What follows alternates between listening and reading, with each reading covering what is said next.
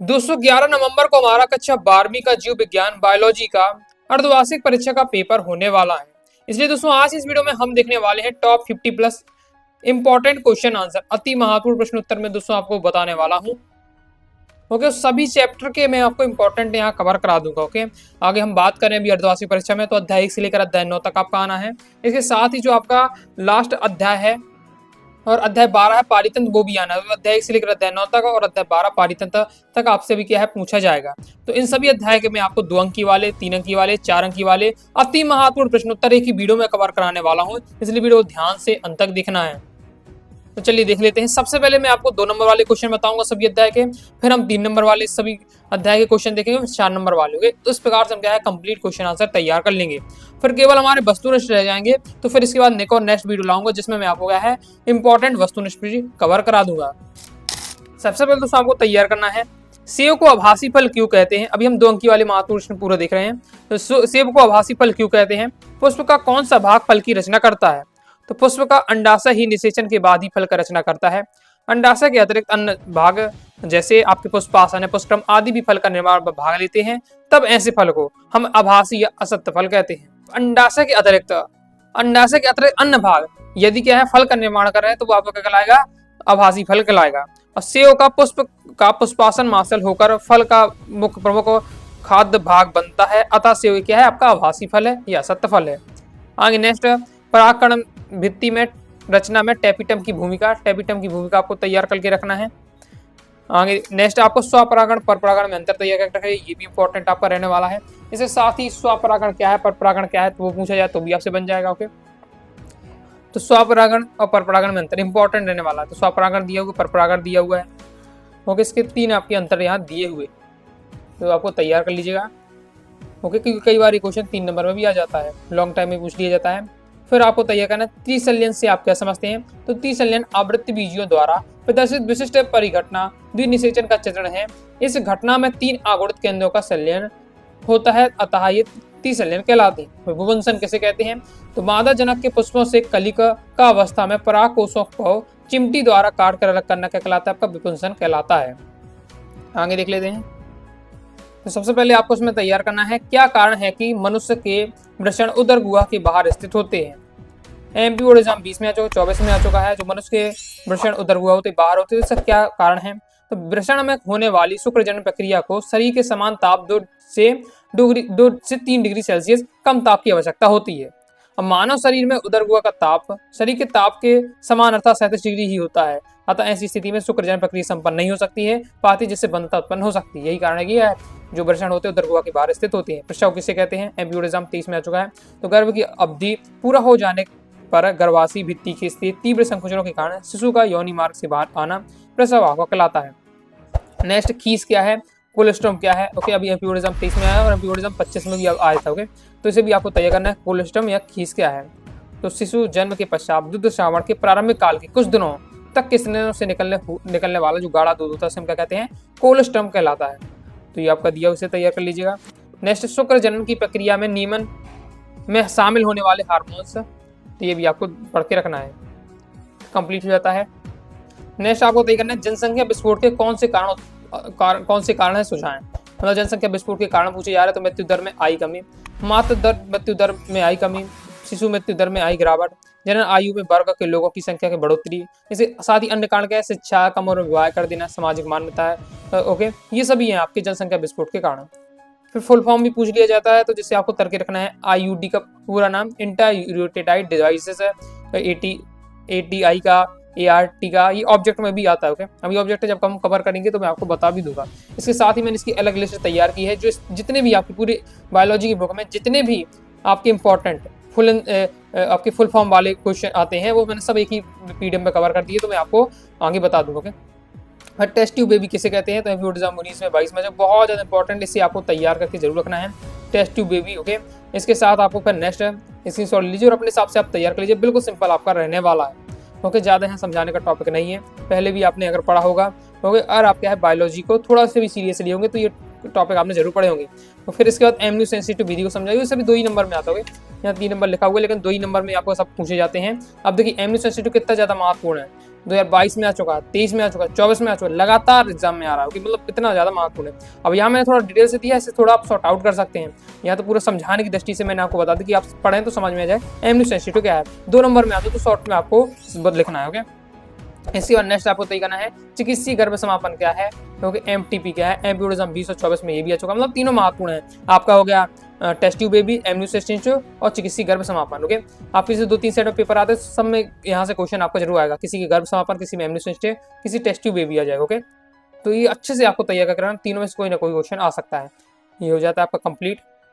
Okay, मैं आपको solution दिखाते जाऊंगा, स्क्रीनशॉट आप लेते जाइएगा और तैयार हो गया है करते जाना है। नेक्स्ट ये करना है उत्परिवर्तन किसे कहते हैं, एम्पियोटिज्म 22 में आ चुका है। सहलग्नता को परिभाषा ये भी आपका आ चुका है। उत्परिवर्तन क्या है, सहलग्नता क्या है, ये आपको तैयार करके रखना है। ओके, और अगर आपको समझने में दिक्कत हो रही है तो वीडियो को फुल क्वालिटी में देखिएगा, कोई दिक्कत आपको नहीं होने वाली है। फिर आप स्क्रीनशॉट ले लेते जाइएगा और तैयार को करके रखना है। उत्परिवर्तन, सहलग्नता, फिर जीनोटाइप और फिनोटाइप में अंतर, ये आपको तैयार करके रखना है। ये आपका दिया हुआ है, ये और ज़्यादा इंपॉर्टेंट है आपका जीनोटाइप फिनोटाइप में अंतर, तो इसे आपको देख लेना। ये आपको दिए 4-4 पॉइंट यहाँ दिए, कोई कम से कम आपको 3 पॉइंट आपको बढ़ के रखना है। ओके, ये आपके जीनोटाइप फिनोटाइप में अंतर बहुत ज़्यादा सिंपल आपके रहने वाले हैं। तो जीनोटाइप क्या होते हैं, किसी भी जीव के अनुवांशिक घटक होते हैं वो जीनोटाइप कहलाते हैं। और इसके साथ फिनोटाइप क्या है, जीवों के प्रशिक्षणीय अभिव्यक्ति अर्थात बाह्य लक्षण हमारे क्या फिनोटाइप कहलाते हैं। बाह्य लक्षण है जैसे लंबा होना, बौना पौधा होना, तो ये सब क्या है आपके फिनोटाइप है। और जीनोटाइप जो टाइप होते हैं वो अनुवांशिक होते हैं। ओके, जीनोटाइप यानी जीन, जीनोटाइप यानी जीन, जीन यानी अनुवांशिक घटक है, फिनोटाइप यानी बाहरी लक्षण। इस प्रकार से हमको मेन पॉइंट करके रखना है। नेक्स्ट है पेडिग्री यानी वंशावली विश्लेषण क्या है, तो ये आपको तैयार करके रखिएगा। और बिंदु परिवर्तन क्या है, एक उदाहरण देकर समझाइए। तो आपके ये रहने वाले इंपॉर्टेंट है, ये सभी आपको तैयार कर लीजिएगा। आगे देख लेते हैं।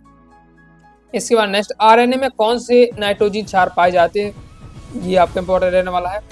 तो आरएनए में प्यूरिन, पिरिमिडीन प्रकार के नाइट्रोजन क्षार पाए जाते हैं, इनमें कि प्यूरिन और एनिडीन व ग्वानिन, जबकि पिरिडीमिन में साइटोसिन व यूरेसिल होता है। नेक्स्ट तैयार करना समजात अंग क्या है, उदाहरण सहित बताइए। तो समजात अंग क्या है, उदाहरण सहित बताइए। समृद्धि अंग क्या है, उदाहरण सहित बताइए। जीवाश्म की परिभाषा लिखिए। समजात अंग और समृद्धि अंग में अंतर, इस टाइप से यहाँ से क्वेश्चन आपके बनते हैं, तैयार करके रखिएगा। समजात अंग क्या है, समृद्धि अंग क्या है, उदाहरण सहित आप तैयार कर लें तो अंतर भी आपसे यहाँ बन जाएंगे। ओके, तो ये आपका दिया हुआ है समजात अंग के बारे में, उसकी परिभाषा कि जीवों के ऐसे जो अंग जो मौलिक संरचना जैसे उत्पत्ति और शरीर रचना में समान होते हैं लेकिन विभिन्न कार्य संपन्न करने हेतु विभिन्न प्रकार से अनुकूलित हो जाते हैं, समजात अंग कहलाते हैं। जैसे मनुष्य के हाथ हो गए, घोड़े के अग्रपाद हो गए, ये सब आपके एग्जाम्पल दिए हुए। जीवाश्म किसे कहते हैं, भी आपको तैयार कर लीजिएगा एक बार। समजात अंग और समृद्धि अंग में अंतर पूछ लिया जाता है, 2 नंबर में भी आ जाता है, 3 नंबर में भी आ जाता है। ओके, तो आपको तो पढ़ के रखना है, फिर कैसे भी आपसे पूछा जाएगा, एक वाक्य नहीं पूछ लिया जा सकता है। ओके, तो तैयार करके रखिए। समजात अंग के बारे में दिया परिभाषा, फिर उदाहरण दिया हुआ है, डायग्राम के साथ दिया, लेकिन डायग्राम नहीं बनाना, तो केवल तो आपको याद रखना है। संपत्ति अंग की परिभाषा दी और उसका उदाहरण दिया हुआ है। अंतर अगर 2 नंबर में आ रहा तो पहले पॉइंट में आपको परिभाषा, दूसरे पॉइंट में उदाहरण लिख दीजिएगा, वही आपका अंतर हो जाता है। तो कंप्लीट हो जाता है। आगे देख लेते हैं। नेक्स्ट दोस्तों आपको तैयार करना है, क्वेश्चन किस प्रकार से आ सकता है। जैसे आपका एम्पियोटिज्म 22 में आया था कि एड्स और एचआईवी का पूरा नाम लिखिए। ओके, तो मतलब फुल फॉर्म से संबंधित आपका क्वेश्चन आ सकता है। ये इंपॉर्टेंट आपकी कुछ फुल फॉर्म है, तो उन्हें आपको देख लेके रखना है। ओके, एड्स का एक्वायर्ड इम्यूनो डिफिशियंसी सिंड्रोम होता है आपका, एचआईवी का होता है ह्यूमन इम्यूनो डिफिशियंसी वायरस है। ये सभी आपको दिया हुआ है। इसके साथ ही आपका सीएमआई का दिया हुआ है। ओके, एमएएलटी का दिया है, लेकिन सबसे ज्यादा इंपॉर्टेंट आपका एड्स और एचआईवी का है, वो आपको तैयार करके रखना है। नेक्स्ट क्वेश्चन हमारा एड्स रोग किन कारणों से होता है, कोई 2 कारण लिखिए।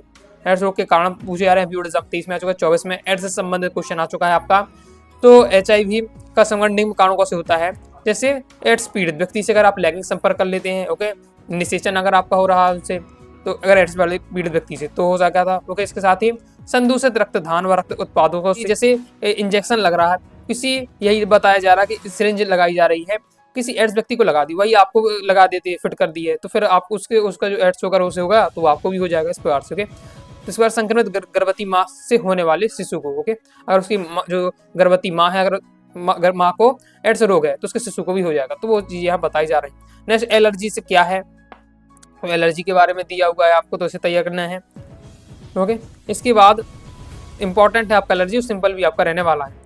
कई बार हम सब हर विद्यार्थी जाना एलर्जी है, बहुत लोग कहते हैं मुझे धूल से एलर्जी है, धूप से एलर्जी है, धुआं से एलर्जी है, कहते तो हैं जानते हैं एलर्जी, लेकिन कहा दिया जाए कि इसे परिभाषित करो तो नहीं कर पाते हैं। तो इसलिए एक बार पढ़ के आपको रखिए तो कि परिभाषा में एग्जाम में कैसे लिखनी है वो आपको समझ में आ जाएगा।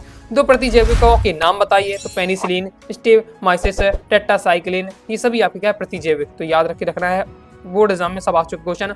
औषधि वसन क्या है ये आपको फिर पढ़ के रखना है, औषधि वसन के बारे में आपका दिया हुआ है। ओके, डिटेल से यहाँ सिंपल आपको समझाया जा रहा है। फिर इसे क्या है थोड़ा ऐसे कुछ क्वेश्चन ऐसे होते हैं जैसे अपने हिसाब से आप एडजस्ट कर सकते हैं, कोई दिक्कत नहीं होती है। औषधि वसन को अपने हिसाब से भी आप यहाँ बैठा सकते हैं। नेक्स्ट है कैंसर का उपचार किस प्रकार से किया जाता है, यानी कैंसर के उपचार की विधियां आपको बतानी है। बोर्ड एग्जाम 30 में आ चुका है। तो प्रमुख विधियां ये दी है, जैसे शल्य चिकित्सा द्वारा, शल्य चिकित्सा में कैसे ऑपरेशन द्वारा, कि कैंसर के जो भाग होता है उसे क्या है शल्य क्रिया द्वारा अलग कर देने से। दूसरा विकिरण चिकित्सा भी होती है। ओके, इसके बाद रेडिएशन थेरेपी कैसे कहते हैं। फिर होती है हमारा कीमोथेरेपी। ओके, कीमोथेरेपी क्या होता है, कैंसर के कोशिकाओं को नष्ट करके उनकी वृद्धि को बाधित करने हेतु कुछ रसायन का प्रयोग किया जाता है। ओके, ये आपका दिए है। अधिकांश कैंसर का उपचार शल्य क्रिया, रेडियोथेरेपी या कीमोथेरेपी तीनों विधियों द्वारा ही किया जाता है। इसके बाद नेक्स्ट देख लेते हैं। नेक्स्ट आपको तैयार करके रखना सबकी परिभाषा, प्रतिरोधकता की परिभाषा, वैक्सीन की परिभाषा, इंटरफेरॉन और टीकाकरण। तो प्रतिरोध की क्या होती है, प्रतिरोधकता क्या है, प्रत्येक जीव में रोग से लड़ने या बचाव की क्षमता पाई जाती है। जीवों की रोगों से लड़ने की क्षमता को हम क्या कहते हैं, प्रतिरोधकता कहते हैं। इसके बाद वैक्सीन, ऐसी औषधि जिसमें किसी रोग को कमजोर रोगकारक जीव होते हैं तथा उनका उपयोग रोग के प्रतिरोधकता को उत्पन्न करने के लिए किया जाता है, उसे वैक्सीन कहते हैं। जैसे पोलियो वैक्सीन। इंटरफेरॉन आपको तैयार कर लेना है, हमारी कोशिकाओं में बने ऐसे प्रोटीन जो विषाणुओं तथा कुछ रोगों दूसरे पदार्थों के कोशिकाओं को प्रवेश करने से बनते हैं, इंटरफेरॉन कहलाते हैं। टीकाकरण दिया हुआ है। ओके, तो तैयार आपको कर लेना है। जन्मजात और अर्जित प्रतिरोधकता में अंतर दिया है, तो ये आपको पढ़ के रखना है। इस प्रकार से कंप्लीट हो जाता है। इसके बाद नेक्स्ट ये करना है, प्राथमिक और द्वितीयक बाहित मल के उपचार में अंतर बताइए। प्राथमिक उपचार और द्वितीयक उपचार में अंतर आपका हो गया, प्राथमिक और द्वितीयक बाहित मल उपचार में अंतर आपका दिया हुआ और सिंपल आपका रहने वाला है, एक बार पढ़ते ही आपको समझ में हो जाएगा। नेक्स्ट है जैविक ऑक्सीजन मांग यानी BOD। ओके, मांग को बताइए, बायोकेमिकल ऑक्सीजन डिमांड। तो ये आपको तैयार कर रखना है, बोर्ड एग्जाम में आ चुका, 19 में आया, 30 में आ चुका है, तो इसे आपको देख लीजिएगा। फिर गंगा एक्शन प्लान कम इंपॉर्टेंट, एक बार पढ़ के आपको रखना है। इसके बाद धान के खेतों में साइनोबैक्टीरिया को लाभकारी क्यों माना जाता है, बोर्ड एग्जाम 24 में क्वेश्चन आ चुका है, ये आपका दिया हुआ है, तो इसे भी आपको तैयार कर लीजिएगा। बायोगैस के घटक कौन कौन से हैं, तो कार्बन डाइऑक्साइड गैस, सल्फर डाई मीथेन, हाइड्रोजन अमोनिया, ये सब आपके रहने वाले। बोतलें में बंद गंगा जल अधिक समय तक रखने पर खराब नहीं होता है, क्यों, तो वो आपको देख लेना है। तो इस प्रकार से कंप्लीट हो जाता है। आगे नेक्स्ट तैयार करना है, क्लोनिंग क्या है, कई बार आ जाए तो क्लोनिंग क्या है, तो क्लोनिंग आपको ये बताना है। क्लोनिंग पूछा जाए तो केवल इतना बता 2 नंबर, एक जीव के हुआ वो समान प्रतिकृति को क्लोन कहते हैं, और किसी जीव में होने वाले अलैंगिक जनन के उत्पाद तथा संसदीय जनन के क्लोन के होते हैं, और इस प्रकार के अनुवांशिक रूप से जनित समान जीवित इकाइयों को उत्पादन की प्रक्रिया को हम क्या कहते हैं, क्लोनिंग कहते हैं। क्लोनिंग पूछे तो इतना बताना है। फिर आ जाता कई बार देखिए क्लोनिंग आया था बोर्ड एग्जाम 23 में, जीन क्लोनिंग का आया था 2019 में। ओके, तो जीन क्लोनिंग पूछ लिया तो फिर आपको जीन क्लोनिंग कितना आपको बताना है। 2 नंबर पूछ लिया जीन क्लोनिंग क्या, तो ये आपको बताना है। एक विशेष जीन के अनेक प्रतिक्रिया तैयार करने की विधि को हम जीन क्लोनिंग कहते हैं। फिर जीन क्लोनिंग के महत्व उपयोगिता भी पढ़ के रखना है, तो आपको देने रहने वाली है जीन क्लोनिंग का महत्व और उपयोगिता। इसके बाद नेक्स्ट आपको तैयार करके रखना है, पुनर्योजित प्रोटीन से आप क्या समझते हैं, कोई 2 उदाहरण दीजिए। पुनर्योजित प्रोटीन से पूछा जा रहा है, ये आपका दिया हुआ 2 नंबर के लिए इंपॉर्टेंट आपका रहने वाला है। प्रतिबंध एंजाइम पर एक संक्षिप्त टिप्पणी लिखिए। अब देखिए ये क्वेश्चन ऐसा है प्रतिबंध एंजाइम वाला कि आपका ये शॉर्ट में भी आ जाता है, लॉन्ग में भी आ जाता है। तो ये आपका दिया है प्रतिबंध एंजाइम के बारे में, प्रतिबंध एंजाइम, तो इसे आपको तैयार, अब ये लॉन्ग टाइम में मैंने दिया क्योंकि ये लॉन्ग टाइम में भी क्वेश्चन कई बार आ चुका है। ओके, तो अब इसे हम 4 नंबर में भी समझ सकते हैं और 2 नंबर में कई बार 2 नंबर में आता है, तो ऊपर का आपको शॉर्ट बताना है। ओके, केवल प्रतिबंध एंजाइम की समझाना है 2 लाइन। लॉन्ग टाइम में आता है तो फिर उसी हिसाब से उसकी पूरी विधि भी समझानी पड़ेगी जो कि यहाँ आपकी दी हुई है। तो ये हमारा कंप्लीट हो जाता है। इस प्रकार से दोस्तों हमने कवर कर लिए 2 अंक की वाले अति महत्वपूर्ण प्रश्न उत्तर, जो भी अध्याय अभी वास्तविक परीक्षा में आने हैं उन सभी अध्याय को। ओके, अभी पारितंत्र से भी है, लेकिन पारितंत्र से आपके 2 नंबर का आता नहीं, 3 या 4 नंबर का आएगा। ओके, तो वो आगे बता दूंगा। तो अब सभी अध्याय से मैंने आपको 2 अंक की वाले हमने कवर कर लिए हैं। अब दोस्तों हम देखने वाले हैं 3 अंक की वाले अति महत्वपूर्ण प्रश्न उत्तर। तो लाइक और शेयर ठोक दीजिए, महाकाल का लाइक और शेयर ठोक लीजिए। पूरा साल मेहनत करता हूँ आपके लिए बेटा, ऐसा नहीं चलेगा, ऐसा नहीं चलेगा। तो सबसे पहले दोस्तों आपको तय करना 3 अंक की वाले महत्व से देख रहे हैं एकबीजपत्री और द्विबीजपत्री पौधों बीजों में आपको क्या अंतर तैयार करके रखना है, ये आपका रहने वाला है। ओके, अब देखिए मैं 3 नंबर बता रहा हूँ, हो सकता है आपके 4 नंबर में आ जाए, क्योंकि अब एमपी बोर्ड ने आपको क्या ब्लूप्रिंट फिक्स थोड़ा नहीं किया है। ओके, इसलिए कई बार क्या है 3 नंबर वाले क्वेश्चन 4 नंबर में सेट कर दिए जाते हैं। ओके, ब्लूप्रिंट फिक्स ना होने के कारण इसे बिल्कुल 100% क्लियर नहीं कहा जा सकता कि इसे 3 ही नंबर का आएगा, इसे 4 नंबर। ओके, लेकिन फिर भी बहुत कुछ यूनिटों में बिल्कुल फिक्स ही रहता है, तो मैं आपको बताते ही जाऊंगा। क्योंकि इसके बाद नेक्स्ट आपको प्रिपरेशन से क्या तात्पर्य है, तो वैसे 2 ही नंबर में अगर आ रहा है आपका, तो फिर आपको मैं 2 ही नंबर बता दिया, तो प्रिपरेशन किस प्रकार से 2 लाइन में आपको बताना है।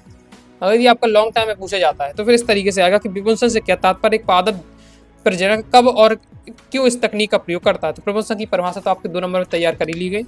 अब एक पादप प्रजनक क्यों इस तकनीक का प्रयोग करता है, तो वो आपका यहाँ दिया हुआ है, इसे पढ़ के समझना है। नेक्स्ट बहुत ज्यादा इंपॉर्टेंट आपका लघु बीजाणु धानी और गुरु बीजाणु जनन। ओके, लघु बीजाणु जनन और गुरु बीजाणु जनन में अंतर आपको तैयार करना है। ये भी अब जैसे क्वेश्चन है तो आपका 4 नंबर में पूछ लिया जा सकता है। ओके, तो पढ़ के आपको रखना है। 3 नंबर में या तो 3 पॉइंट और 4 नंबर तो 4 पॉइंट आपको बताना है। फिर आप इतना देख लीजिए। इसके आगे मैं आपको बता देता हूँ, इसके आगे आपका ये रहने वाला सॉल्यूशन। फिर डायग्राम में हम बात करें तो एक प्रारूपी पुष्प की अंधेर काट का नामांकित चित्र आपको सीख के रखना है, और एक प्रारूपी आवृत बीजी बीजांड का स्वच्छ नामांकित चित्र आपको तैयार कर रखना है। ये आपका दिया हुआ है, अच्छे से इन्हें आपको एक बार प्रैक्टिस कर लीजिएगा, दोनों आपके इंपॉर्टेंट रहने वाले। आगे देख लेते हैं। आगे नेक्स्ट आपको पुरुष जनन तंत्र का नामांकित चित्र तैयार करना है, ये रहने वाला है। और स्त्री जनन तंत्र का नामांकित चित्र, स्त्री जनन तंत्र का नामांकित चित्र अभी 2024 की एग्जाम में आ चुका है, एमपी बोर्ड एग्जाम में आया था। ओके, तो स्त्री जनन का तो ज़्यादा इंपॉर्टेंट है, तो इसे आपको देख लेना है। बाकी ये आपका दिया पुरुष जनन तंत्र का चित्र। ओके, दोनों आपको प्रैक्टिस करके रखना है। इसके बाद नेक्स्ट है वृषण और अंडाशय के प्रत्येक के 2 प्रमुख कार्य बताइए। वृषण के क्या कार्य है, अंडाशय के कार्य है, 2 कार्य आपको बताने। ये आपको दिए वृषण के कार्य, फिर दिए अंडाशय के कार्य। पहला पॉइंट तो क्लियर ही रहेगा आपका, वृषण क्या है, नर युग्म या शुक्राणु का निर्माण करता है। अंडाशय क्या है, मादा युग्मक यानी अंडाणुओं का निर्माण करता है। दूसरा आपका दिया पॉइंट, तो इसे भी आपको देख लेना है। इसके बाद दोस्तों आपको ये हो जाता आपका वृषण और अंडाशय के कार्य। इसके बाद शुक्राणु और अंडाणु का चित्र तैयार करके रखना है। ओके, ये आपका दिया शुक्राणु का नामांकित चित्र, ये दिया है अंडाणु का नामांकित चित्र। ओके, दोनों नहीं पूछा जाएगा, कोई एक आएगा। ओके, लेकिन पता नहीं शुक्राणु का पूछ लिया जाए, अंडाणु का पूछ लिया जाए, किसी का भी एक आ सकता है, तो दोनों को आपको सीख कर रखना है। क्लियर है। इसके बाद नेक्स्ट देख लेते हैं। नेक्स्ट दोस्तों आपको तैयार करके रखना है मानव वृषण का नामांकित चित्र। ये मानव वृषण के अनुप्रस्थ काट का नामांकित चित्र है, मानव वृषण के अनुप्रस्थ काट का नामांकित चित्र। इसके बाद ये आपको इंपॉर्टेंट रहने वाला है, अपरा क्या है, अपरा के कार्य। सीधे आएगा अपरा के कार्य लिखिए, प्लेसेंटा के कार्य लिखिए। प्लेसेंटा के क्या कार्य होते हैं, तो ये आपका दिया हुआ, यहाँ से आपका मेन आंसर है। ये अपरा के बारे में बताया, अपरा क्या है, फिर अपरा के क्या कार्य होते हैं, और प्लेसेंटा भी जिसे हम कहते हैं। तो अपरा क्या करता है, भ्रूण को क्या है, पोषण देने का काम करता है। ओके, माँ की रक्त से उपस्थित पोषक तत्व पदार्थ अपरा द्वारा ही भ्रूण पर रखते पहुंचते हैं। अपरा के श्वसन, अपरा भ्रूण के श्वसन और उत्सर्जन में मदद करता है। इस प्रकार से दिया हुआ है, तैयार आपको करके रखना है। इसके साथ ही जो अपरा होता है, माँ के शरीर से बने एंटीबॉडी अपरा के माध्यम से भ्रूण के शरीर में पहुंचकर उसे अनेक रोगों से जैसे टीबी, खसरा आदि से सुरक्षा प्रदान करते हैं। नेक्स्ट बहुत ज्यादा महत्वपूर्ण आपका क्वेश्चन, शुक्र जनन और अन्न जनन में अंतर। अभी एमपी बोर्ड एग्जाम 25 में आया था। ओके, 2022 में आया था, और जब मैं पढ़ा था मैं कहा 25 में आएगा, और 25 में ही आया था। ओके, शुक्र जनन और अन्न जनन में अंतर, ये आपको तैयार करके रखना है। ओके, लेकिन अभी आपकी एमपी बोर्ड एग्जाम 26 में नहीं आने वाला, ये तो मैं बता दे रहा हूँ, एमपी बोर्ड एग्जाम 26 में नहीं आएगा। हाँ, अर्धवार्षिक परीक्षा भी आपकी है, तो उसमें तो आपका आ सकता है। क्योंकि लेकिन एमपी बोर्ड एग्जाम 26 में कौन सी संभावना बन रही क्वेश्चन की, वो मैं आपको बोर्ड एग्जाम की तैयारी करते समय बताऊंगा। ओके, अभी तो आपको क्या, लेकिन अर्धवार्षिक परीक्षा में तो कुछ भी आ सकता है। आपका 2025 की जो क्वेश्चन है बहुत ज़्यादा आ रहे हैं। ओके, अभी आपकी अर्धवार्षिक परीक्षा में मैंने फिजिक्स में देखा, और हिंदी में भी, और अन्य विषयों में भी देखा है। इसलिए एमपी बोर्ड एग्जाम 25 का जो पेपर है उसको जरूर एक बार सॉल्व कर लीजिएगा। मतलब जो भी क्वेश्चन है वो एक बार जरूर पढ़ के रखना है। जैसे शुक्र जनन अन्न जनन में अंतर अभी आपका अर्धवार्षिक परीक्षा में आ सकता है, हाई चांस है, तो पढ़ के आपको रखना है। इसके बाद अन्न जनन का रेखीय निरूपण, ये आपको एक बार देख लीजिएगा। अन्न जनन का रेखीय निरूपण हमारा कंप्लीट हो जाता है। आगे नेक्स्ट, मेंडल द्वारा अपने प्रयोग में मटर के पौधे को चुनने के क्या लाभ है। मेंडल ने अपने प्रयोग में मटर के पौधे का चुनाव क्यों किया, क्यों चुना, वो आपको तैयार करना है। ये पहला पॉइंट आपका दिया हुआ कि मटर के पौधे समानता क्या है, स्वपरागित होते हैं, लेकिन इसमें क्या है, पर परागण भी से सुगमता से कराया जा सकता है। ओके, इसके साथ ही आपके दिए हुए हैं कि ये मटर का पौधा एक वर्षीय है, आसानी से उगाया जा सकता है।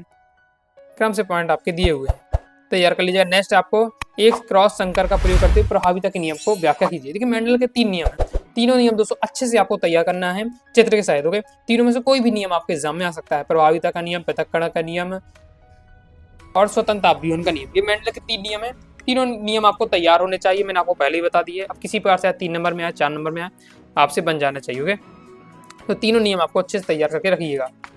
ये आपका दिए प्रभाविता के नियम को यहाँ बताया जा रहा है एक संकर क्रॉस के माध्यम से। ओके, इसके बाद नेक्स्ट आपको तैयार करके रखना है टेस्ट क्रॉस या परीक्षार्थ परीक्षण क्या है, इसका आलेखी निरूपण दर्शाइए। ये है आपका टेस्ट क्रॉस क्या है या परीक्षार्थ संकरण भी कहा जाता है। आगे नेक्स्ट दोस्तों आपको अनुवांशिक कूट की विशेषता तैयार करके रखना है कि अनुवांशिक कूट की क्या क्या विशेषताएं रहने वाली हैं। अनुवांशिक कूट के बारे में दिया हुआ है, मैंने आपको विशेषताएं पूछी जाती है। चलिए हम विशेषताएं देख लेते हैं अनुवांशिक कूट की, जो कि इंपॉर्टेंट आपके रहने वाली है बहुत ज़्यादा। तो ये आपके अनुवांशिक कूट की विशेषताएं, तो ये आपको पॉइंट तैयार करके रखना है। RNA DNA और RNA में अंतर एक बार पढ़ के रखिएगा। फिर इसके बाद अनुलेखन की परिभाषा लिखिए। 2 नंबर में आ गया, यहाँ तो मैंने बहुत लॉन्ग टाइप दे दी, अब शॉर्ट में तैयार 2 या 3 लाइन में आपको तैयार कर लेना। अनुलेखन क्या है, अनुलेखन ट्रांसक्रिप्शन कैसे कहते हैं, 2 या 3 लाइन में। यहाँ तो मैंने बहुत ज़्यादा डिटेल से दिया है आपको, लेकिन आपको 2 से 3 लाइन में अनुलेखन जरूर पढ़ लीजिएगा। 2 नंबर में आता है, 3 नंबर में 2 नंबर में पूछ लिया जाता है। ओके, इसके बाद नेक्स्ट आपको तैयार करना है किशोरों में अल्कोहल तथा ड्रग्स के सेवन को रोकने के उपाय लिखिए। जो किशोर हैं, युवावस्था में हैं, जैसे आप लोग युवावस्था में पहुंच गए हैं। ओके, तो इस समय क्या है, जो नशीले पदार्थ बहुत ज़्यादा आकर्षित करते हैं किशोर अवस्था में। ओके, तो जो अल्कोहल ड्रग्स, तो इनको किस प्रकार से रोका जा सकता है, तो वही बताया जा रहा है। ओके, तैयार आपको करना है। इसके साथ ही आप क्वेश्चन ये तो इस प्रकार से पूछे, रोकने के उपाय पूछे जा रहे हैं। मैंने आपका इस टाइप से क्वेश्चन है, आपके विचार में किशोर और अल्कोहल या ड्रग्स के सेवन के लिए प्रेरित करता है और ये कैसे बचाया जाता है, मतलब कि लत कैसे लग जाती है व्यक्तियों को। ओके, तो वो पूछा जा रहा है, और लग भी गई लत तो इन्हें कैसे रोका जा सकता है, तो वो हमसे पूछा जा रहा है। तो पहले तो इनके प्रेरित कौन सी परिस्थितियाँ होती है, मुक्त संगति में यार, कि मेरे नाम से यार एक पी तो लो यार भाई यार, तो इस प्रकार से दबाव दिया जाता है। ओके, अगर तुम मेरे दोस्त हो तो बस पी के दिखा दो, तो इस प्रकार से अनुचित दबाव दिया जाता है। तो ये सब रहते ही बातें। ओके, इसके साथ ही जिम्मेदारी को पालन करने में, असफलता से जूझने में इनका सहारा लेने लगते हैं। तो ये सब क्या है, जिसके कारण क्या लत लग जाती है। जिज्ञासा भी लिखा हुआ, जिज्ञासा यानी कि भाई इसका टेस्ट कैसा होता है। ओके, तो इसके चक्कर में भी 1-2 बार लिया, फिर लत लग जाती है। ये सब रहता है। अब इसे बचने का उपाय क्या है, तो वो आपके दिए हुए हैं। ऐसे तो अपनी लैंग्वेज भी आप अपने हिसाब से लिख सकते हैं। नेक्स्ट बहुत ज़्यादा इंपॉर्टेंट, अभी एमपीओ एग्जाम आपका 25 में आता है, 20 में आता है। जब वीडियो में पढ़ा रहा था तो मैंने बताया था कि 20 में आया, बहुत समय से नहीं आया, हाई चांस है 25 में आ जाए। एमपीओ एग्जाम 25 में क्वेश्चन आया था। ओके, अब एमपीओ एग्जाम 26 में तो आएगा नहीं आपका, और लेकिन कौन सी संभावना है 26 के, मैं आपको बताऊंगा अभी। लेकिन अर्धवार्षिक परीक्षा में आ सकता है। ओके, अर्धवार्षिक परीक्षा में अभी आपका ये आ सकता है। तो प्रतिरक्षी पदार्थ की संरचना का नामांकित चित्र, केवल चित्र बनाने के लिए आता है, डिटेल से ज़्यादा नहीं लिखना पड़ता है। ओके, तो बनाना कैसे, तो सिंपल रूप में मैंने देखिए मैंने यहाँ बनाया। ओके, इसे और अच्छे से फिर आप बना सकते हैं। ये आपका रहने वाला है, स्क्रीनशॉट आप ले लीजिएगा, प्रैक्टिस बस आपको कर लेना है। एक बार प्रैक्टिस कर लीजिएगा, बिल्कुल सिंपल आपका रहने वाला है, प्रतिरक्षी पदार्थ का नामांकित चित्र। ओके, आगे देख लेते हैं। इसके बाद नेक्स्ट प्लाज्मोडियम के जीवन चक्र को चित्र सहित सही लिखिए। प्लाज्मोडियम का जीवन चक्र एमपीओ एग्जाम 20 में आ चुका है, 24 में आ चुका है। प्लाज्मोडियम का जीवन चक्र ये आपका दिया हुआ है, इसे भी अच्छे से तैयार कर लीजिएगा, इंपॉर्टेंट आपका ये रहने वाला है। फिर आपको तैयार करना है प्रतिजैविक के 3 लक्षण। प्रतिजैविक के 3 लक्षण बोर्ड एग्जाम 22 में आया था आपका। ये प्रतिजैविक के 3 लक्षण दिए हुए हैं। इसके साथ ही प्रतिजन के भी आपको लक्षण तैयार करके करना है। तो प्रतिजैविक और ये प्रतिजैविक के लक्षण है, ये प्रतिजन के आपके लक्षण दिए हुए हैं, तो ये आपको पढ़ के रखना। प्रतिजैविक और प्रतिजन दोनों इंपॉर्टेंट रहने वाले हैं। आगे देख लेते हैं। नेक्स्ट आपको तैयार करना है बाह्य मल से आप क्या समझते हैं। बाह्य मल हमारे लिए किस प्रकार से हानिप्रद होते हैं। तो बाह्य मल के बारे में बताया जा रहा है, आपका ये दिया हुआ है। सिंपल रहता है कि नगरों शहरों से दैनिक कार्यों के बाद जो व्यर्थ का जो पानी होता है, ओके, जिसमें मानव का मल मूत्र इत्यादि घटक रहते हैं, ओके, वो हमारा क्या कहलाता है, बाह्य मल कहलाता है। हमारे किस प्रकार से हानिप्रद है, तो वो बताया जा रहा है किस प्रकार से हानिप्रद है। पढ़ते ही आपको समझाइए, ज़्यादा डिफिकल्ट नहीं रहने वाला है। खाद और जैव उर्वरक में अंतर तैयार करके रखिएगा, इंपॉर्टेंट रहने वाला है। ओके, स्क्रीनशॉट ले लीजिए। फिर नेक्स्ट तैयार करना है जैव उर्वरक के रूप में सूक्ष्म जीव किस प्रकार कार्य करते हैं। तो जैव उर्वरक के रूप में सूक्ष्म जीव किस प्रकार से कार्य करते हैं, वो आपका दिया हुआ है, तो इसे भी आपको अच्छे से तैयार कर लीजिएगा। आगे देख लेते हैं। इसके आगे आपका जो सॉल्यूशन ये रहने वाला है। नेक्स्ट व्यवसाय का उपयोग में आने वाले किन्हीं 3 चीजों के नाम, उनके उपयोग लिखना है। इसे आप लिस्ट सी बना लीजिएगा कि व्यवसाय का उपयोग में आने वाले सूक्ष्म जीव और उनका क्या उपयोग रहता है। तो नेक्स्ट देख लेते हैं। नेक्स्ट आपको तय करना है जैविक पीड़कनाशी और रासायनिक पीड़कनाशी में अंतर लिखिए और बायोगैस संयंत्र का नामांकित चित्र। तो कंप्लीट है। आगे नेक्स्ट आपको तय करना है पोषण स्तर क्या है। ओके, तो पोषण स्तर क्या है, ये अभी आपका आया था एमपी बोर्ड एग्जाम 25 की एग्जाम में आ चुका है। डायग्राम आया था पोषण स्तर का बनाइए। ओके, पोषण स्तर से संबंधित क्वेश्चन आया था। तो इसे भी आपको तैयार करना है। पोषण स्तर आपका ये रहने वाला है, तो इसे एक बार प्रैक्टिस कर लीजिएगा। तो ऊर्जा का पिरामिड सदैव सीधा क्यों होता है, स्पष्ट कीजिए। तो ये आपको देख के रखना है। ऊर्जा का जो पिरामिड होता है सदैव सीधे में होता है, तो क्यों होता है, तो इसका ये आपको डायग्राम बनाना है। ऊर्जा के पिरामिड में आपको इस प्रकार से रहने वाला है। इसके साथ ही हमारा खाद्य श्रृंखला और खाद्य जाल में अंतर, अभी आपका 3 नंबर में, कभी 2 नंबर में भी आ जाता है, 3 नंबर में भी आ जाता है। ओके, तो ये खाद्य श्रृंखला और खाद्य जाल में अंतर आपका रहने वाला है, बहुत ज़्यादा इंपॉर्टेंट है, तैयार करके आपको रखना है। फूड चेन और फूड वेब में अंतर। इसका नेक्स्ट, उत्पादक, उपभोक्ता और अपघटक के बारे में लिखिए। उत्पादक कौन होते हैं, पारिस्थितिक तंत्र में हमारे उत्पादक कौन है, उपभोक्ता कौन है और अपघटक कौन है, ये आपके दिए हैं। तीनों हमारे मेन घटक होते हैं, तीनों के बारे में आपको क्या है पढ़ के रखना है। कई बार 2 नंबर बस में आ जाए, उपभोक्ता के बारे में समझाइए, उत्पादकता के बारे में समझाइए, अपघटक के बारे में समझाइए। तो आपके जब 2 नंबर में आए तो केवल उसी टॉपिक का जो पूछा जाए वही आपको बता देना है। तो इस प्रकार दोस्तों हमारे कंप्लीट हो जाते हैं 3 अंक वाले महत्वपूर्ण प्रश्न। ओके, अब दोस्तों हमारे 4 अंक वाले रह जाते हैं क्वेश्चन, उन्हें हम देख लेते हैं। आगे बढ़ने से पहले दोस्तों बताना चाहूंगा, अगर क्या है बोर्ड एग्जाम की प्रॉपर तैयारी करना चाहते हैं मेरे साथ, क्योंकि अर्धवार्षिक परीक्षा की तो हो ही जाएगी अभी, मैंने अब बोर्ड एग्जाम की आप तैयारी करना चाहते हैं। ओके, अर्धवार्षिक परीक्षा की जैसे ही आपकी तैयारी एग्जाम खत्म होते हैं, फिर हम बोर्ड एग्जाम की तैयारी स्टार्ट कर देंगे। तो प्रॉपर दोस्तों आप तैयारी करना चाहते हैं मेरे साथ, पीडीएफ मटेरियल प्राप्त करना चाहते हैं, तो प्ले स्टोर से अनुवागा सारी क्लास ऐप डाउनलोड कर लीजिएगा और वहां से दोस्तों आपको साइंस ब्रह्मास्त्र बैच ज्वाइन कर लीजिएगा। तो क्या फायदा होगा कि ऑल चैप्टर मतलब ऑल सब्जेक्ट की आपकी तैयारी हो जाएगी। ओके, जिसमें आपका फिजिक्स, केमिस्ट्री, बायोलॉजी रहेगा और हिंदी इंग्लिश रहेगा, 5 सब्जेक्ट की रहेगा। प्रॉपर पीडीएफ मटेरियल दिया जाएगा, all chapter important question answer रहेगा, ऑल चैप्टर ऑब्जेक्टिव क्वेश्चन है, previous year paper, model paper. और जैसा कि आप देख भी सकते हैं, मैं पढ़ाते समय भी उनका यूज करता हूँ, और भी इसके अलावा भी बहुत शॉर्ट टाइप वाले नोट्स भी हैं, वो सब आपको दिए जाएंगे। तो फास्ट रिवीजन वाले अलग से भी नोट्स तैयार किए गए, तो सब आपको यहाँ दिए जाएंगे, तो आपको ज्वाइन करके जरूर रखना है। तो 4 अंकी में दोस्तों आपको तय करना है प्रभाविता अप्रभाविता में अंतर और समयुज्मी और विषमयुज्मी में अंतर होगा। अब ये क्वेश्चन है, अभी अब 3 नंबर में भी आ जाता है, कई बार 2 ही नंबर में आ जाएगी। बाकी आपको मैं टॉपिक बता रहा हूँ जो आपको पढ़ के रखना है, फिर जब आप तैयार करके जाएंगे एग्जाम में, फिर जिस तरीके से पूछा जाए। तो ये आपका दिया हुआ है, तैयार कर लीजिए, प्रभाविता अप्रभाविता में अंतर, और इसके बाद समयुज्मी और विषमयुज्मी अंतर। ये वाला समयुज्मी विषमयुज्मी अंतर आपका एमपी बोर्ड एग्जाम 23 में आया था। फिर नेक्स्ट दोस्तों आपको तैयार करके रखना है, इस टाइप से सीधे आपका क्वेश्चन आता है। ये कई टाइप से क्वेश्चन पूछे जाता है, इस टाइप से पूछ लिया जाए, इस टाइप से पूछ लिया जाए, या फिर दोस्तों आपका आ जाता है क्वेश्चन डायरेक्ट कि मेंडल के स्वतंत्र अपव्यवन को नियम को समझाइए। एमपी बोर्ड एग्जाम 22 में से आया था। एमपी बोर्ड एग्जाम में इसी क्वेश्चन को इस प्रकार से दिया गया है कि संयुजी पीले व गोले बीज वाले मटर के पौधे का क्रॉस संयुजी हरे व झुर्रीदार बीज वाले मटर के पौधे कैसे कराते हैं, तो F2PD में प्राप्त संसदीय फिनोटाइप अनुपात चेकर बोर्ड की सहायता से निकाल। इस टाइप से क्वेश्चन दे दिया है। यानी कहा जाए तो मेन हमें टॉपिक है हमारा इस मेंडल के स्वतंत्र अपव्यवन का नियम पूछा जा रहा है और उसके बारे में पूछा जा रहा है, और चेकर बोर्ड बनाना भी आपके यहाँ सीख लेना है, तैयार कर लीजिएगा, फिर दिक्कत नहीं होगी। तो ये आपका दिया है मेंडल के स्वतंत्र अपव्यवन का नियम। पहले ही बता चुका हूँ मेंडल के तीनों नियम। ओके, स्वतंत्र अपव्यवन का नियम, प्रभाविता का नियम, पृथक्करण का नियम, तीनों नियम आपको तैयार होने चाहिए। ओके, अब अपने हिसाब से आप क्या तैयार कर सकते हैं, आप अगर आपके नोट्स हैं तो अपने हिसाब से आप यहाँ देख सकते हैं, तो इसे आपको तैयार कर लेना है। तो यह है मेंडल के स्वतंत्र अपव्यवन का नियम। फिर चेकर बोर्ड बनाना भी आपको सीख लेना है, इस प्रकार से आपका रहने वाला है।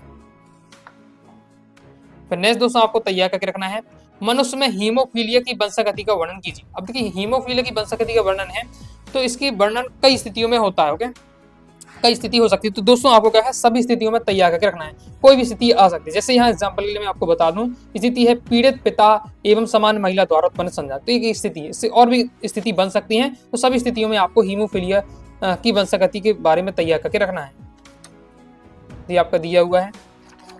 और फिर जो इस कंडीशन मैंने अब दी है उसी कंडीशन के अनुसार यहाँ आपको समझाया जा रहा है, तो हमारा क्या कंप्लीट हो जाता है।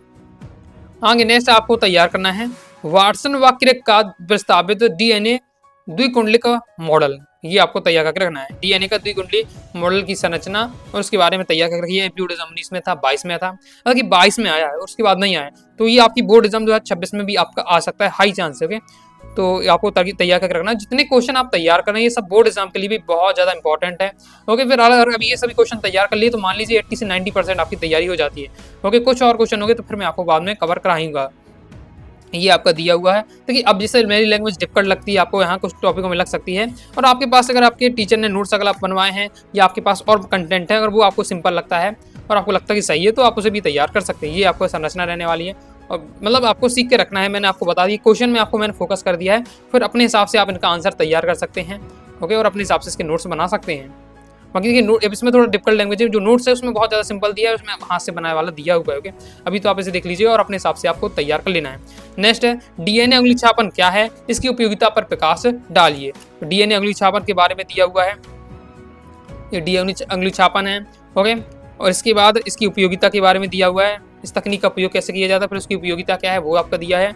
मतलब डीएनए अंगुली छापन का पूरा टॉपिक आपको तैयार करके रखना है। लॉन्ग में आएगा डीएनए अनुचंग छापन क्या है, इसकी उपयोगिता बताइए, तो उपयोगिता दी हुई है। ओके, तो ये आपका हो जाता है। आगे देख लेते हैं। आगे आपको तैयार करना है यूरो एवं मिलर के प्रयोग का नामांकित चित्र बनाइए। एमपीओ एग्जाम 19 में 23 में आ चुका है। तो यूरो और मिलर का नामांकित चित्र किस प्रकार से था, ये आपका दिया। पहले ये मैंने आप स्क्रीनशॉट इसका लीजिए, इसका प्रैक्टिस करके करिएगा। डायग्राम के लिए मैंने पूछा जाता है आपका यूरो एवं मिलर के प्रयोग का नामांकित चित्र। तो यूरो मिलर ने किस प्रकार से प्रयोग किया वो आपका दिया हुआ है, जिससे आपको देख लेना है। बाकी इसकी थ्योरी भी दी हुई है। ओके, ये मतलब किस प्रकार से प्रयोग किया, तो उसको अगर एक बार समझना है तो थ्योरी के माध्यम से समझ लीजिएगा और पढ़ के से भी रखिएगा। और लॉन्ग टाइम में आ गया तो फिर डायग्राम भी बनाना है और फिर आपको थ्योरी भी लिखना पड़ेगा। 2 या 3 नंबर में बस पूछा गया तो डायग्राम बस कहा जाए तो डायग्राम बस बना देना है आपको। 4 नंबर में आ जाए तो फिर थ्योरी भी आपको लिखना है। आगे नेक्स्ट दोस्तों आपको प्लाज्मिड डीएनए गुणसूत्री डीएनए में अंतर तैयार करना है। एमपी बोर्ड एग्जाम 22 में आया तो ये भी नहीं आया लंबे समय से, फिर मतलब 2023 में नहीं आया, 24 में नहीं आया, 25 में नहीं आया, तो ये भी आपका एमपी बोर्ड एग्जाम 26 में आ जाओगे। मतलब ऐसे क्वेश्चन को आपको देखना है कि जो भैया है तो भैया इंपॉर्टेंट है लेकिन आ नहीं रहा है 2-3 साल से, तो फिर टीचर ऐसे ही क्वेश्चन को हाई चांस रखते हैं रखने का। ओके, तो प्लाज्मिड डीएनए गुणसूत्री डीएनए में अंतर आपको तय कर लेना है, ये आपका दी स्क्रीनशॉट ले लीजिए। इसके बाद बहुत ज्यादा इंपॉर्टेंट आपका पीसीआर। एमपी बोर्ड एग्जाम 20 में आया, 22 में आया, 24 में आया, 26 में आया, पैटर्न चल रहा 20, 22, 24 इस बार। ओके, तो पीसीआर कर आपको तैयार करके रखिएगा, इंपॉर्टेंट रहने वाला है। बहुत ज्यादा सिंपल है, पॉलीमरेज श्रृंखला अभिक्रिया। अभी मैं आपको अर्धवार्षिक परीक्षा हो जाए फिर मैं आपको तो सिलेक्टेड क्वेश्चन होंगे लॉन्ग टाइप वाले या शॉर्ट टाइप, और एक क्वेश्चन को पकड़कर मैं आपको समझाऊंगा। ओके, बहुत ज्यादा ये आपका सिंपल रहने वाला पॉलीमरेज श्रृंखला अभिक्रिया, और आप समझ लेते हैं तो अपनी लैंग्वेज में आसानी से आप लिख पाएंगे। ये दिया हुआ है, आगे मैं आपको समझा भी दूंगा, आपको चिंता नहीं करनी। अभी आपको क्या है तैयार कर लीजिएगा। ओके, ये दिया हुआ है आपका पीसीआर के बारे में पूरा दिया हुआ है, जिस तरीके से आपको एग्जाम में लिखना चाहिए, जो आपको डायग्राम जिस तरीके से बनाना है वो भी यहाँ डायग्राम भी दिया हुआ है और थ्योरी भी दी हुई है। फिर नेक्स्ट दोस्तों आपको तय करना है प्रयोगज डीएनए प्रौद्योगिकी के विभिन्न चरण लिखिए। एमपी बोर्ड एग्जाम 23 में क्वेश्चन आ चुका है, सब लॉन्ग टाइप के आपके क्वेश्चन रहने वाले। तो ये आपका दिया हुआ है प्रयोजन डीएनए प्रौद्योगिकी के चरण, क्रम से यहाँ चरण आपके बताए जा रहे हैं, तो स्क्रीनशॉट आपको लिखे रखना है। नेक्स्ट तैयार करके रखना है अनुवांशिकी अभियांत्रिकी के बारे में समझाइए और इसके उद्देश्य लिखिए। ओके, तो अनुवांशिक अभियांत्रिकी है वो क्या होती है और इसके क्या उद्देश्य होते हैं, तो ये आपको देख करके रखना है। ये कंप्लीट हो जाता है। इसके बाद नेक्स्ट पारिस्थितिक पिरामिड क्या है, ये कितने प्रकार के होते हैं समझाइए। अब ये क्वेश्चन आपका है अब 3 नंबर में पारितंत्र से 3 ही नंबर का आने लगा, पहले 4 नंबर का आता था, 3 नंबर के यहाँ से आने लगा। ओके, बाकी लॉन्ग में भी पूछ लिया जाए तो 3 या 4 नंबर जिसमें भी आए, ये टॉपिक आपका इंपॉर्टेंट रहने वाला है। पारिस्थितिक पिरामिड क्या है और ये कितने प्रकार के होते हैं इनको समझाइए, तो इसे भी आपको देख कर रखिएगा। मैंने आपको क्वेश्चन यहाँ फोकस कर दिया है, फिर आप जो सॉल्यूशन है वो अपने हिसाब से भी आप तैयार कर सकते हैं। फिर एक तालाब के पारितंत्र का वर्णन कीजिए, ये आपको देख के रखना है, और डायग्राम इस प्रकार से आपका रहने वाला है। फिर खाद्य श्रृंखला का वर्णन कीजिए। अभी हमने खाद्य श्रृंखला और खाद्य जाल में अंतर देख चुके हैं, बता चुका हूँ, तो वो तो आपको तैयार कर लीजिएगा। ये साथ ही सिंपल आ सकता है, खाद्य श्रृंखला का वर्णन कीजिए, तो फिर आपको ये बताना पड़ेगा। ये दिया है खाद्य श्रृंखला का वर्णन, तो ये कंप्लीट हो जाता है। इस प्रकार से दोस्तों हमने इस वीडियो में 2 अंकी वाले, 3 अंकी वाले, 4 अंकी वाले अति महत्वपूर्ण प्रश्न मैंने आपको कंप्लीट करा दिया है, और मैं बता रहा हूँ अगर इन क्वेश्चन को पढ़ लेते तो अर्धवार्षिक परीक्षा तो हो ही जाएगी, आपके टॉपर बनेंगे। इसके साथ ही आपकी जो मेन बोर्ड एग्जाम है उसकी भी 80 से 90% आपकी तैयारी हो जाएगी। तो प्योर सिलेक्टेड क्वेश्चन बताए हैं, क्योंकि अच्छे से तैयार कर लीजिएगा। अब दोस्तों अब हमने इस वीडियो में क्या है अति महत्वपूर्ण प्रश्नोत्तर तो कवर कर लिए हैं, वस्तुनिष्ठ रह जाते हैं। नेक्स्ट वीडियो में हम क्या है वस्तुनिष्ठ कवर कर लेंगे। तो आइए आपको वीडियो पसंद लाइक करके सब्सक्राइब जरूर कर दीजिएगा। इसके साथ ही दोस्तों कोई डाउट आता है आपको कमेंट बॉक्स में जरूर पूछिएगा। टेलीग्राम चैनल व्हाट्सएप चैनल को ज्वाइन करके रखिएगा। मिलते हैं नेक्स्ट वीडियो में, तब तक के लिए बाय बाय।